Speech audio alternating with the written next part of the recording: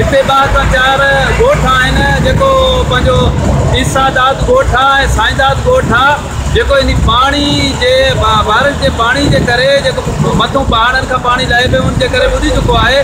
उन्हनि जो माली नुक़सानु थी चुको आहे, माल मवेश उन्हनि जो जेको आहे घर ॿार बच्चा दरबदर थी चुका आहिनि। असां हिते पहुता आहियूं ऐं पंहिंजो इलाइक़े वासियुनि खां पुछियोसीं त उन्हनि सां छा मसइलो आहे। ही काफ़ी टाइम खां नादरन बाईपास जो ॻोठाणा रोड ब्लॉक कयूं बीठा आहिनि। हींअर जेको आहे त इलाइक़े जो पीपल्स पार्टी जो कैंडिडेट ऐं पंहिंजो PS जो जेको आहे त प्रेसिडेंट उहो बि पहुतो आहे, उहो शावल बि खणी आयो। उन्हनि जो ॻोठाणनि जी हर हाल में मदद कंदासीं। ऐं ही पाणी जो जेको असां पुछियो आहे उहो ॿुधाइनि पिया त पंहिंजो जेके हिते सोसाइटियूं गैर क़ानूनी गैर ज़रूरी सोसाइटियूं ठहियूं आहिनि उन्हनि रस्ता बंदि करे छॾिया आहिनि। ही 200-250 साल ऐं पुराणा 100 साल पुराणा ॻोठ आहिनि, जिन ॻोठनि जा रस्ता हींअर सोसाइटियुनि बंदि कया आहिनि। न त ही ॻोठ कॾहिं बि बारिशनि में न ॿुधा आहिनि, उन्हनि खे किथे बि नुक़सानु न आहे पहुतो।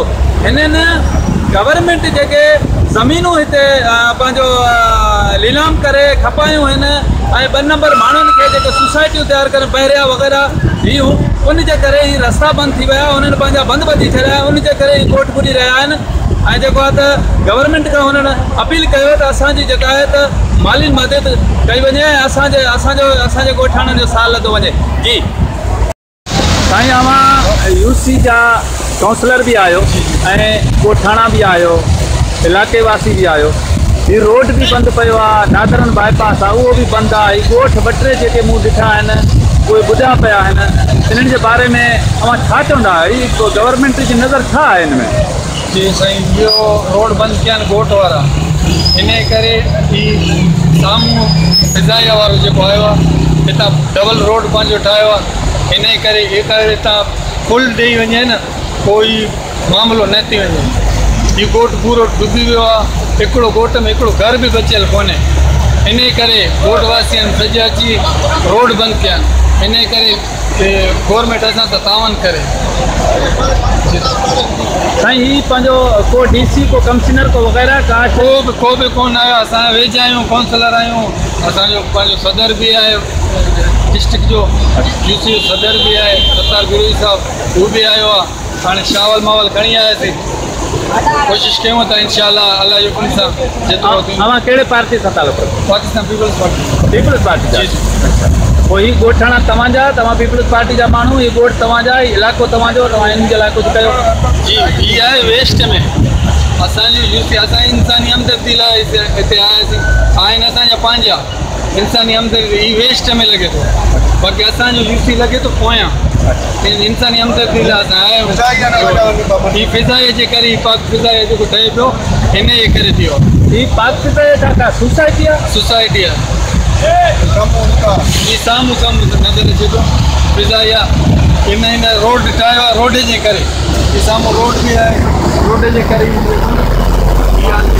अहिड़ी हिते न थींदो, इहो रोडनि जे करे थियो आहे। और बारिश भी न थी, हिन करे उन्हनि ख़बर न पियो आहे। इलाइक़ा वारा ध्यानु बि हिननि खे भई हिननि खे तव्हां पुल ॾियो और पुल न ॾिनो हिन करे इहा हालत थी। रोड ठहियल सोसाइटी वारा जेका हिते असर ग्रुप वारो आहे पंहिंजो तमामु महिमान आहे। हीअ पंहिंजो दुनिया जो सोसाइटी ठाही, रोड बंदि करी, दुनिया जा ज़मीनूं कब्ज़ा करे वेही रहियो। हाणे वॾा माण्हू असांखे ॿुधनि कोन पई, असांखे तव्हां कलवट ॾियो बाईपास वारनि खे ऐं चेयरमैन खे सभिनि खे सास कयो और हिनखे कलवट ठाहे ॾियो असांखे, असांजो ॻोठ ॿुॾनि न। हाणे ॻोठ बि असांजा ॿुॾी विया। साईं, घणा ॻोठ आहिनि जेको जानी माली नुक़सान? कम से कम टोटल पाणी में विया आहिनि। रसूल बस ॻोठ आहे,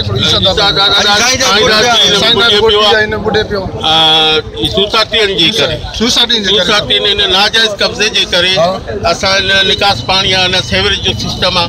अॻे बि असां दरख़्वास्त ॾिनासीं पर इहो फज़ाई असांखे फौजी जी लेटरनि जे करे धमकियूं ॾेई असांखे वापसि कयईं। 4000 जो का बि GM बिरो पाकिस्तान सभिनी गॾा। फारूक बंगवार, सोच TV, कराची।